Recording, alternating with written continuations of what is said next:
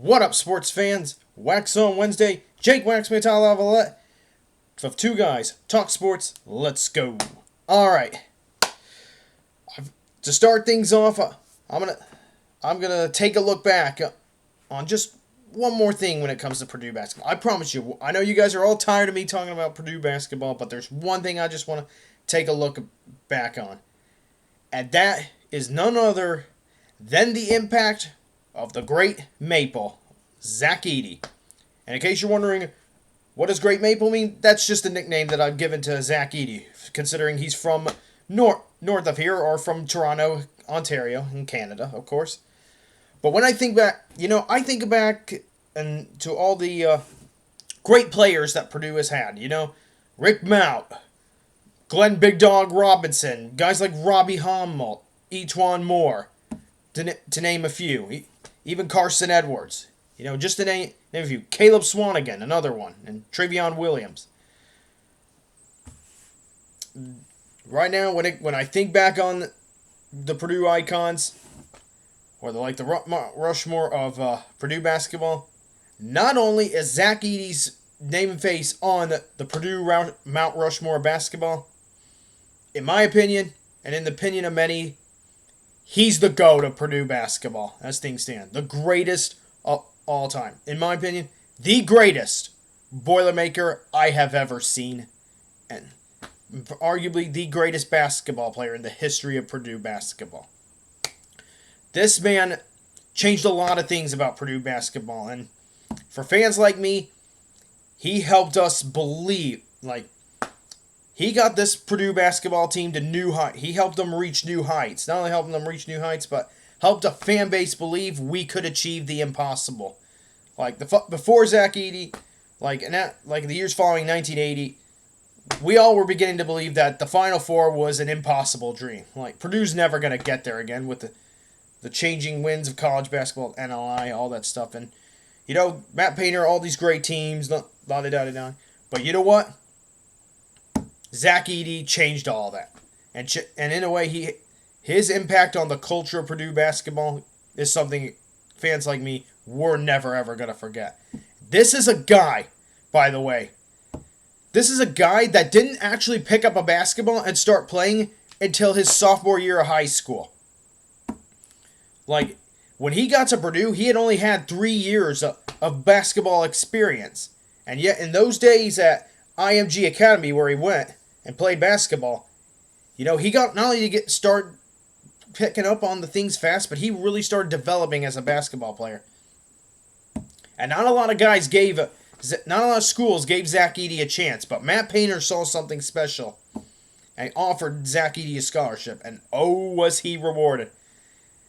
And I will say this, when I first heard of Zach Edey, and when I first started seeing him play for Purdue basketball, I thought, okay, I think he's got a chance to be an excellent basketball player for Purdue basketball. He might even be a great player. Little did I know, and little did I realize, I never would have imagined, in my wildest dreams, I never imagined we would be talking about Zach Edey as the GOAT of Purdue basketball. That's right. You can't tell me anything else. Zach Edey, the greatest Boilermaker of all time in terms of Purdue basketball. The GOAT of Purdue basketball. And a lot of that is the work. He put in the work. He did off season, in season, he put in the work. Every little thing he needed to get better at, he continued to work on through all the feedback. And you know what? He was easily, even before, say, his junior year, he was starting to become the leader of this basketball team. It helps to learn from guys like Travion Williams, but, all the work, and all that leadership, the things that you can't teach, Zach Edey picked up on really, really quickly and developed and honed those skills in a way I've never seen any other Purdue Boilermaker do. Clearly, he put it, and you know what? Everyone likes to say, oh, he's just tall, or, oh, he's just a free throw merchant. If he wasn't tall, he wouldn't be that good. Folks, let me just tell you something. 7-footers don't just simply become great basketball players because of their size. They got to put in the work and the development. Zach Edey, what separates him from other 7-footers that have come before him is that his work ethic, and you know what? The humble attitude he has and the journey that he has embraced. That is what allowed him to get to this point, to become Purdue's greatest basketball player ever. And obviously, everyone's going to remember for how dominant they were. And for all the critics, I would, to all you Zach Edey critics out there, I would consider yourself lucky. We were all lucky to witness a guy like Zach Edey play basketball at the college level. And you can criticize Purdue basketball. You don't have to like Purdue basketball. You can criticize them, Matt Painter, all la-di-da-di. I can go on, but Zach Edey, class act, hard worker, always put it in and kept the team together. He was also, in a way, a glue guy for Purdue basketball. And you know what? He led the way, and the others followed him. When I think back on it. Those are the things that I'm going to remember the most. And, not everyone... Okay, I get it. Not everyone's a big fan of the feeding into the post style of basketball. But Zach Edey showed in the NCAA tournament this year and in Purdue's run to the national championship. He showed that, hey, you can win in the NCAA tournament getting the ball inside and into the post. It can still work that way. You just got to have enough of a support. You just got to have enough pieces all around. And let your big man feast. And let the others step up when he needs help. And that's how Purdue got this far, through the dominance of Zach Edey and the compliments by the guards, such as Braden Smith, Fletcher Lawyer, Trey Kaufman-Renn, and Lance Jones, to name a few.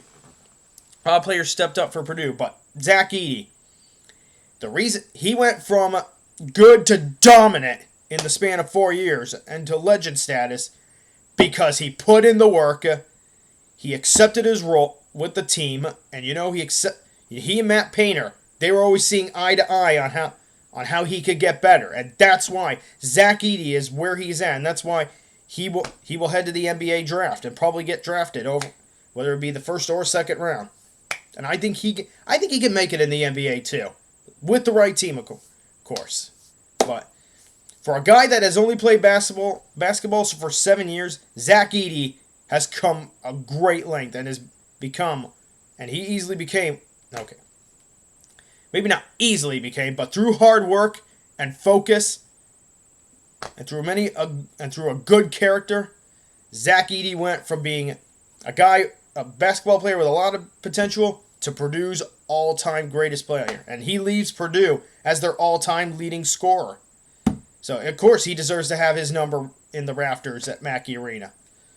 So, all these things that I've said about Zach Edey, that's what I'm going to miss the most about him. Such a great, great basketball player. Took Purdue to new heights. And you know what? He did it the right way. Through the hard work, through the building on the things he needed to work on, through working with the coaching staff and the other players.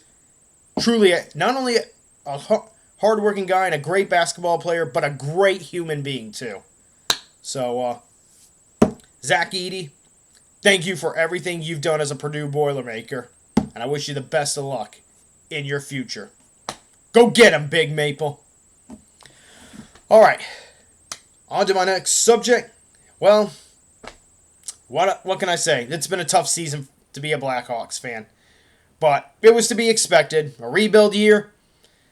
Chicago's probably going to end the win with either 23 or 24 wins, depending on how their final game tonight with the LA Kings go. I mean, the big problem with Chicago was the lack of offense.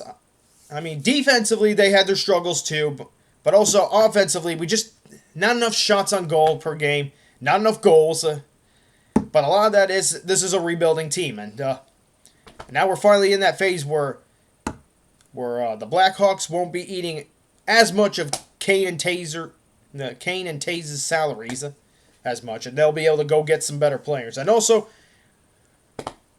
all that stuff. So it was just one of those things. Hey, rebuilding year. It's finally the first year where the Blackhawks can focus on rebuilding. So now their hands are not tied down by the two big albatross contracts of Kane and Taze. Which, don't get me wrong, both of them earned their money, but it just definitely tied down the Chicago Blackhawks for a really long time. So when I think about those things, those are part of the reasons the Blackhawks really couldn't rebuild. But this kind of season was expected. It was rough. There were some good memories and some good times and some good moments. hey, tough first season. Hey, tough first rebuild season, and it was expected. But despite all the problems on offense, like with the lack of goal scoring and shots on goal, for example, and young defense, of course. Despite all that, there's a lot of hope for the Blackhawks. Hey, first year of rebuilding, and you got Connor Bedard. This man has lived up to the expectations. He's lived up to all the hype, and he's only going to get better. He's got 22 goals on the season, has a chance to get 23 tonight, maybe even more. I think he would probably be, if it weren't for his jaw injury, he probably would have 30 goals on this season. Close to 30, if not exactly at 30. Maybe somewhere between 25 and 30, in my opinion, if not for the injury. But still, nonetheless, there's a lot to like about this kid. He also drew a lot of assists as well, so he's very good about getting the puck where it needs to be. Plenty of things for him to work on. Defense is one of those things, and face-offs, of course, but a lot of rookie centers struggle with face-off. But, hey, he's going to have his first offseason coming up, and I know he's going to put the work in because, as we all say, Canadians are crazy obsessed with hockey, and Connor Bedard is one of those Canadians who is crazy obsessed with the game. He's going to work his ass off this offseason. I'm not worried about that. He'll put in the work. I think he's going to come back next year stronger, and he'll score more goals. So, a lot to like about Connor Bedard. So that's what gives me hope as a Blackhawks fan. And there's definitely other prospects I'm looking forward to. One other guy that I need to mention, Frank Nazar, who just made his debut against, not Vegas, but the game before, in the Blackhawks' final home game against the Hurricanes. I tell you what, he's first game, and he scores the Blackhawks, well, not the only goal for the Blackhawks that night, but he scored the first Blackhawks goal of that game. And, how about that? And showed a lot of potential in that game. So, I'm really looking to see what more prospects like Frank Nazar bring to the table. We're also really looking forward to seeing guys like Oliver Moore make their debut in a Blackhawks uniform next season. So, and then, of course, we got the draft, NHL draft, Are the Blackhawks going to have the number 1 pick, or are they going to have the number 2 or lower? We'll see. Will they have a chance to get Macklin Celebrini? I think that guy's name is. He's good, though. I know that. Or will a team like San Jose get? We'll see. Either Celebrini or not, the future is bright for the Blackhawks. Just going to take some time, all right? And this season was an indication of that. It was rough, but there's still a lot of upside and a lot of things to look forward to with this Blackhawks program going into next season. And I'm looking forward to watching the Blackhawks next season. But for now, I'll do my best to try and enjoy their final game of the season. We'll see how it goes. But really, hey, future's looking good for the Blackhawks. Looking forward to this rebuild and the journey that comes with it. On to next season. All right. And of course, speaking of drafts, NFL drafts next week. That's right. So I have not talked about this in a while. There's been episodes where I've talked a lot about this, but it's been some time, and it's about time I got back to it. So I guess I'll focus a little bit on the Lions, but also mostly on the Bears, okay? And, all right, so I don't think the Bears are going to trade that first pick. I just don't. God bless America. Okay. I have just accepted, or I've resigned to the fact that the Bears are going to draft Caleb Williams at number 1. I think that's what's going to happen, unfortunately, and I hope this guy surprises me, but I've got a bad feeling about this, and I got a bad feeling this is not going to work out for him or the Bears, because the Bears do not know how to draft quarterback prospects. Okay, they don't go and get veterans. And when they do get veteran quarterbacks, they don't give them long enough to help the young guns develop. That's what's happened to guys like Mitch Trubisky and Justin Fields. Not enough time to develop. Just throw them into the wolves and watch them get killed instantly, or watch them lose their confidence early on. So I know I've seen what the guy could do. I've seen what Caleb Williams could do, and don't get me wrong, he could throw that football. He could run. He's got some plays that are stupid good-looking plays, kind of like what Mahomes does, but that's at the college level. And defenses are a lot faster in the NFL, so he needs the right system, and he needs the right team. I know the Bears have put a lot of pieces in place, but he needs the right system. And I'm just not sure the Bears are going to be the right system or the right fit for Caleb Williams. But I hope he proves me wrong. Yeah, look, I really want him to prove me wrong. He may not be the guy I want, but if it is the guy we get, I do hope he proves me wrong. But I got a bad feeling that this is not going to work out. Oh. Of course, the quarterback I'd rather have in case... There's a couple quarterbacks, I'd rather have J.T. Daniels, or give me Michael Penix, or even J.J. McCarthy. I'd rather take one of them. I think they could be a better fit for the Bears than Caleb Williams. But that's just my opinion, okay? But whoever we get at quarterback, which I know we're going to get at quarterback, I'll do my best to try and support him. So this is all just my take at what's going to happen at number 1. I think they're going to take Caleb Williams at number 1. I'm just resigned to that fact. There are but maybe the Bears will surprise me there, but I don't know. I don't think that's going to happen. The thing that intrigues me the most this upcoming draft for the Bears is not that first pick, but it's number 9. What are they going to do? What are they going to do? So many things they could do. A lot of people have talked about the Bears getting an edge rusher at number 9 because they are in need of an edge rusher or somebody to help bring pressure along that defensive line. They need somebody on the defensive line that can bring the pressure. The only trouble is that the prospects in this year's NFL draft aren't the best. Like a lot of it, I'm actually pretty skeptical about the edge rushers in this year's NFL draft, as are a lot of people too. Now, I don't speak for those other people, but I'm just skeptical, and I think there's better things that the Bears could do at number 9. I actually would rather just bolster the offense. All right, let's go all offense on this because the defense is going to have some struggles next season regardless. Although, I wouldn't have too much. I guess I wouldn't have too much of a problem taking an edge at number 9. But I just don't. If we're gonna take an edge, let's just trade down then. I just don't see an edge. There's just not an edge in this year's draft that looks really promising. So I'd rather wait till next year on that. That's just me. In terms of, I will say this: I would rather go wide receiver. Of course, I'd rather build up that depth just in case Keenan Allen gets hurt or doesn't. Or things just don't work out for Keenan Allen in Chicago. We're probably not going to get Marvin Harrison Jr., unfortunately. That's who I'd love to get, and unless he falls into our lap, then we take him, for goodness sake. But hey, I would not mind getting a wide receiver like Rome Odunze. I'd love to have Rome Odunze. Like, if he falls into the Bears' lap, you got to take him. That guy could be a very talented, maybe not a generational wide receiver, but someone who could fit in well with the Bears, in my opinion. I would take Rome Odunze. You know what? I've been kind of I will say, I've been dodging also this, but you know what? I would not have a problem with the Bears taking Brock Bowers at number 9. It would give the Bears another tight end, 3 tight ends. But one thing I've noticed about Brock Bowers is he is a great receiving tight end. That can help the Bears a lot. And a young quarterback, he could be a young quarterback's best friend. Especially in those short yardage situations where Bowers has made a name for himself. But if there's need for a deep threat, Brock Bowers is perfect for that too. He's very flexible. So if Brock Bowers, I will say this, if we can't get Rome Odunze and Brock Bowers falls into the Bears' lap, I would not have a problem with the Bears taking him. I would actually, now that I think about it, the only thing I didn't like about the idea of taking Brock Bowers was just the fact it would put another tight end on the roster. That's really all it is. But he's different from most tight ends that I've seen. Like, in terms of tight ends in past NFL drafts, Brock Bowers, I think, has the best receiving ability of any tight end I've seen in drafts past. So if the Bears take him, it's still a good pick. It wouldn't fit.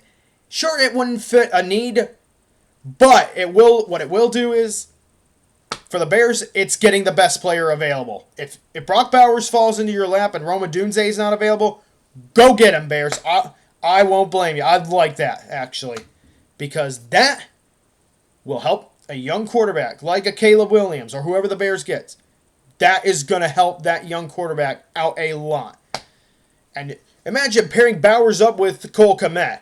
The Bears would have the most dangerous set of tight ends in the NFL. Yes, I know the Chiefs have Travis Kelce, but hey, Brock Bowers and Cole Kmet together, that'd be quite an offensive threat there. So, and I also wouldn't mind Malik Neighbors either if he falls into our lap. We'll see, though.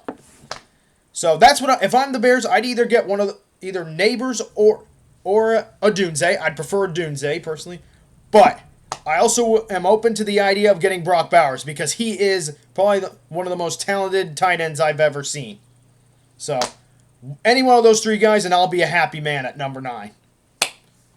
I mean, I got my preference. Yes, I'd love a Dunze, but you know what? I would also love Brock Bowers, and I would not mind Malik Neighbors. What I would do, if you're going to go for one of those three guys, wait for one of them to fall into your lap at number 9 and go take them. Simple as that. That's what I would do if I'm the Bears. Now, all right, I mentioned I would talk a little bit about the Lions. I stand by this. The Lions, they got most of their team back. They look poised and ready to make a Super Bowl run. The only thing I would say the Lions truly need is corners, and more corners. Or safeties. You know, some secondary, more secondary. Okay? That's what I would do if I'm the Detroit Lions. Because in the game against San Francisco, that's where they got burned quite a lot. So, either get yourself the best cornerback possible or the best safety if you're the Detroit Lions. That is what I would do. And then the rest of the draft, you know, just get the best players available. All right. Now on to this day in sports history. Enough talk about the NFL draft. On this day, the 17th of April, 1892, the first Sunday National League baseball game. The Reds beat the Cardinals 5-1. All right, sports fans, that's all I got for this week's Waxon Wednesday. Thank you for watching. Jake Waxman from Two Guys Talk Sports, signing off.